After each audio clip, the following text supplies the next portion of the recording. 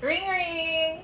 Hi, thank you for calling customer service. This is Oh, okay, that's so I'm good. just kidding. So, do you do call center agents switch from a female or male voices, or you're not allowed to do that? I can do both. Wow, Although it's that's not allowed in all BPO companies, but I can do it.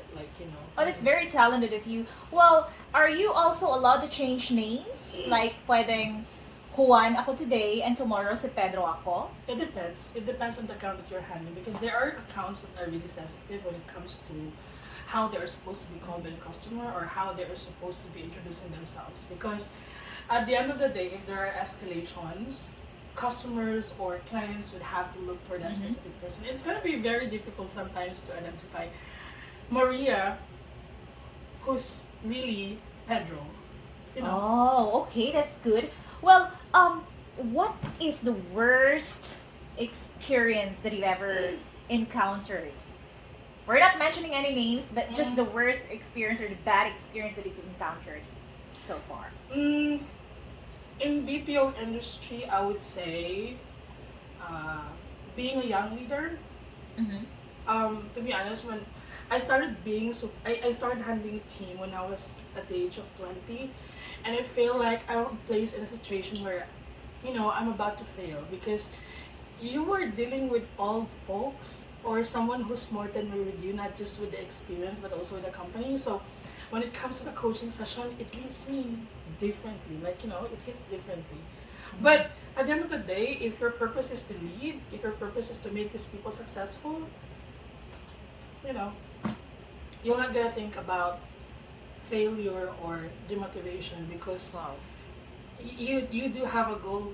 You are looking forward to achieve something, and not just for your own good, but also for the good of these folks. So, kailangan ba talagang i-English sa call center? Me naman. O sige, so bakit kailangan EOP sa loob ng call center kung kayo-kayo lang naman nag-uusap? Tell me why. Depends kasi, if you're in an international account kasi, it's very sensitive when you speak in Tagalog or vernacular or in any dialect that you are using. The reason why is, for example, if you're sitting with someone and you are murmuring or speaking in vernacular, you might be heard on the call and Mhm. it might impact not just only the business, not only the clients, but also the customer service itself. Is there some sort of discrimination here? No, wala. Do I need to copy the accent? For example, it's an Australian account. Do I Mhm. need to sound like Australian? If it is an American account, do I need to sound like American? Oh well, it's all about comfortability. So doesn't matter what tone you do have, Oh, for as so long you as you're mean to say, comfortable and for as long as you are being understood by the customer, I Mhm. don't think so that's gonna be a problem. But there are specific accounts that are actually asking for their teams to speak that way. so you mean to say I can say this? Thank you for calling it. Well, if it's your native tongue, I don't see any problem with that. So do you think I'll be hired if I do that? I don't see any reason why. I mean, I do have my Bisaya accent when I applied in a call center before, Uh huh. and I still got the post because I feel like I am flexible, I am competitive enough, and I am reasonable at that time. So ano mo sasabi mo sa mga taong nagsasabi, ay taga-call center lang yan, ay call Ah. center lang yan. Well, you know Magko-call what? center na lang ako. Is it Um, really that easy to be in a call center? In the first place, it hurts because I am working in a BPO industry, but somehow I'm trying to understand them because they don't know what call center is. Probably, like they don't have. So any tell them, idea. what is call center? How Um, hard it is and what do you do in a call center? Tawag-tawag lang ba kayo? Tagasagot lang ba kayo ng telepono?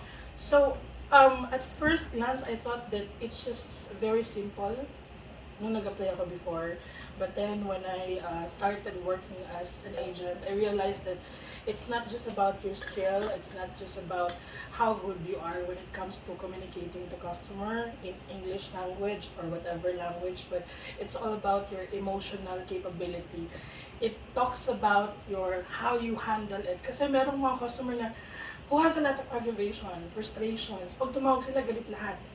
Can you imagine dealing with that type of situation with your parents, with your No. family? Explain further. So, you really have to have that strong mentality and emotion whenever you join call center industry.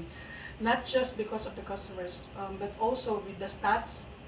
Sobrang nakaka-pressure, especially if your supervisor is do have that fire to really drive performance. So, alam mo yun, Okay, so what's the funniest thing ever that you've encounter in a call center? Totoo ba na nananaginip ka talaga pag sa first day of call mo? Totoo rin ba na halos nakikita mo sila sa dreams mo, sa kahit sa pagpikit ng mata mo? Is that true? yes, that's true. I experienced it before nung agent pa ako.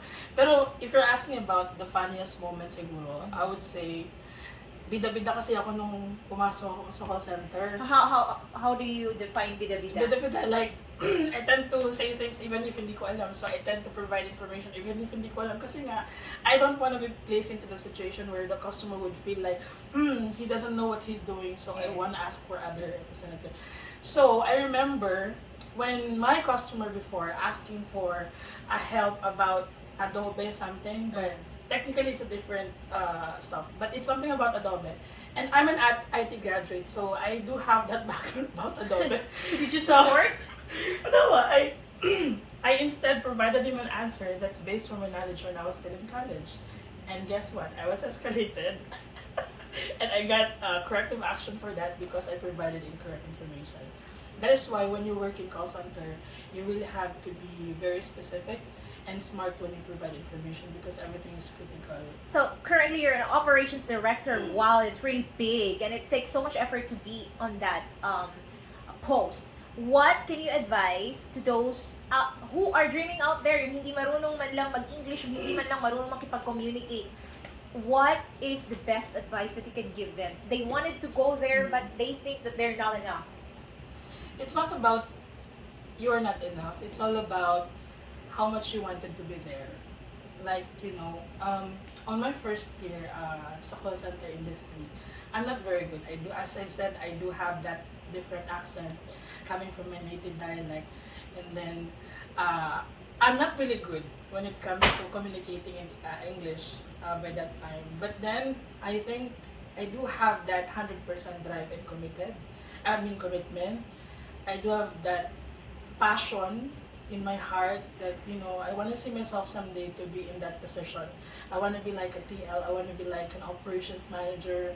I want to be like in a senior group or in a leadership or support group. So that's actually the reason why I really work hard.